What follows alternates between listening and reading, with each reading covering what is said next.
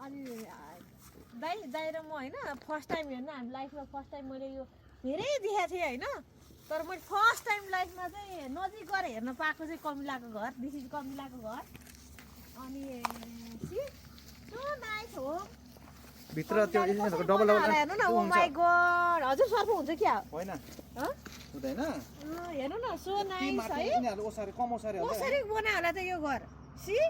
this is like a pyramid अनि यो नेपालको चाहिँ कमिलाहरूले बनाउनु भएको यो घर हेर्नु न कस्तो नाइस ओ माई गॉड हेर्नु त सो ब्युटिफुल होम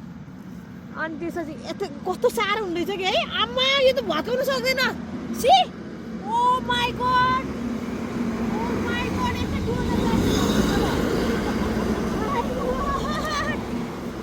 मैले सोचेको थिइनँ प्रभु हेर्नु त यस्तो भगवान् ओ माई गॉड थाहा पाइस खान्छ त देखाएको थिएछ थिएनस् त्यो अझ कति अग्लो बनाउँछ कि यस्तो अग्लो बनाउँछ अझ यो भन्दा नि हो र अग्लो बनाउँछ यो त यस्तो सो स्ट्रङ है अब यो कसरी बनायो होला उसले है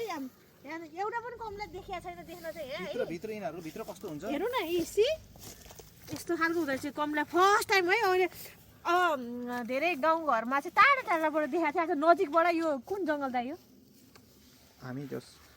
जुम्ला जाने बाटो भन्नु जुम्ला जाने बाटोमा चाहिँ अनि चुच्चो यहाँनिर पुत्ता निस्किनलाई बनाएको होइन अघि थियो कि ए पाल थियो थियो अहिले तपाईँले पुर्यो ए हेर्नु त यताबाट घुमाएर देखाउन जान्छ यताबाट